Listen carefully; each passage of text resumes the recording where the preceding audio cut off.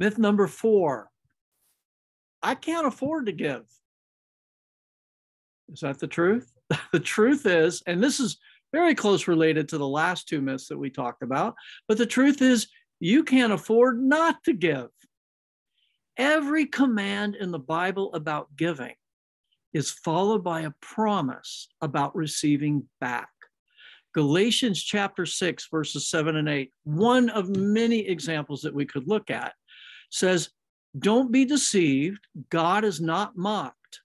For whatever a person sows, he will also reap. Because the one who sows to his flesh will reap destruction from the flesh, but the one who sows to the Spirit will reap eternal life from the Spirit. So what's the point here? You reap what you sow. You reap what you sow. Let's not over-spiritualize this, because certainly it applies to the spiritual things, but it also applies here to the non-spiritual things, as we read in verse 9.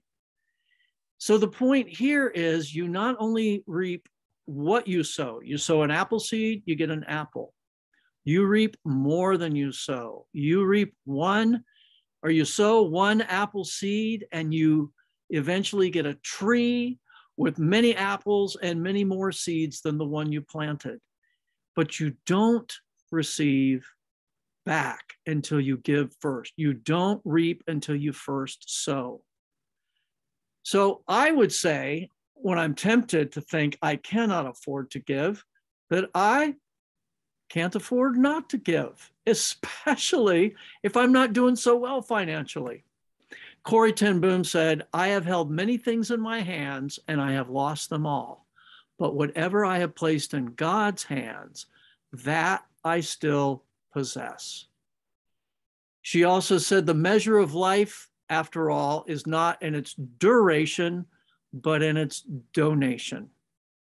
And the late missionary Jim Elliot said, he is no fool who gives up what he cannot keep to gain what he cannot lose. And my good friend Don Golden, who many years ago when we were in a ministry in Austria, Don came to live with us for a year. And Don didn't have a job. He didn't have any source of income. I knew that maybe on his birthday or Christmas, he might have got a $20 check from his mom and a $15 check from his aunt. But I knew that Don was tithing, even that little bit that came in. And I asked him about that. And Don's answer to me was, I cannot afford not to tithe. And that was a great example to me. And it's something I never forgot. And my experience has been, when I'm not doing well financially, or I'm struggling, or the Lord's putting us through a test, or somehow the money's just not flowing like I'd like to see it flow, and I'm tempted to say, I can't afford to be generous, I have to remind myself, I can't afford not to be generous. I can't afford not to tithe.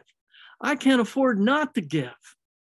Because in giving, you can't outgive God. You can't outgive God. And he loves to see his children give.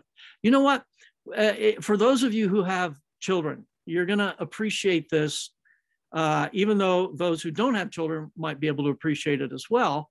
But when we've seen our kids, especially when they were little, get together and play, and one would just voluntarily share what they had with another, whether it was one of their siblings or another child, that just does something to your heart as a parent, because you know that's not the natural way of things. That's really the supernatural way. And when you see it, you don't want to punish. You can't ignore it.